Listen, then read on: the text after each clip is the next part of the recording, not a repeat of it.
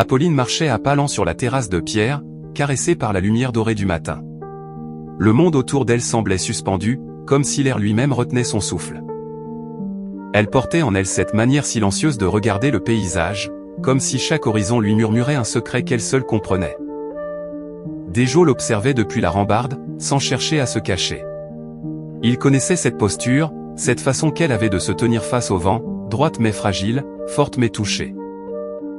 Depuis qu'ils voyageaient ensemble, il avait appris une vérité simple, certaines âmes ne vivent pas dans le bruit, mais dans l'écho. Il la rejoignit sans parler. Il posa simplement sa main contre la sienne, pas pour la retenir, pas pour la guider, mais pour être là. Présent. À sa hauteur. Apolline tourna la tête et plongea son regard dans celui de Dejo.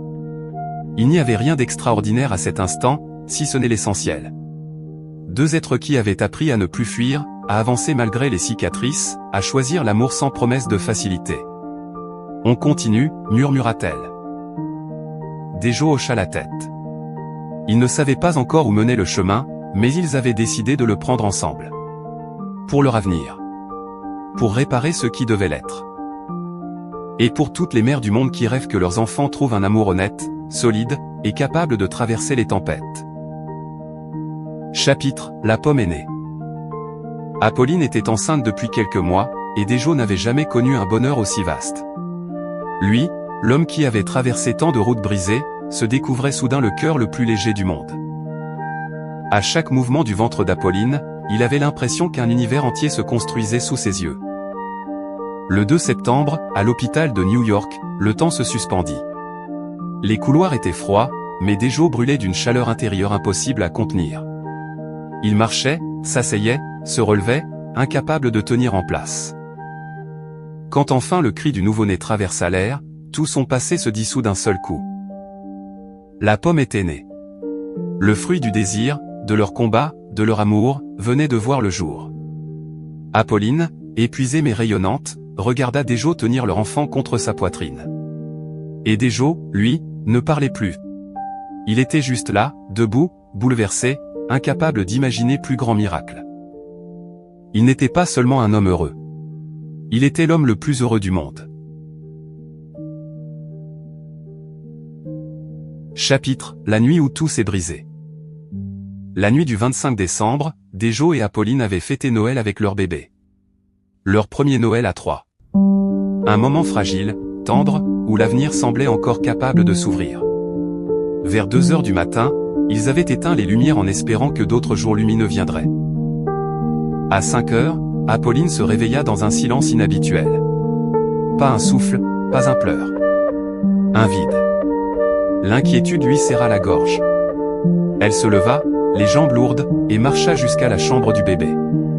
Quand elle ouvrit la porte, le monde cessa simplement de tourner. Le bébé ne respirait plus. Sa peau avait déjà pris cette pâleur qu'aucune mère ne devrait voir. Apolline comprit immédiatement. Il n'y avait rien à faire. Même appeler les secours aurait été une manière de s'accrocher à l'illusion. Elle resta immobile un instant. Puis quelque chose en elle se brisa complètement, silencieusement. Elle marcha jusqu'à la salle de bain. Elle ne réveilla pas Dejo. Elle ne voulut pas qu'il voie son dernier regard point. Dejo se leva vers 8 heures. Il avait dormi profondément, nourri de rêves et d'espoir. Son premier geste fut d'aller à la salle de bain. Ce qu'il découvrit le frappa comme un coup porté au centre de son être. Apolline était là, froide, immobile, bleutée. Une image que même sa mémoire refuserait un jour de garder intacte. Le souffle coupé, il appela les secours, même s'il savait déjà qu'il avait 4 heures de retard sur la vie. Son corps comprenait, mais son esprit refusait encore. Ce n'est qu'en entrant dans la chambre du bébé qu'il réalisa l'ampleur du drame.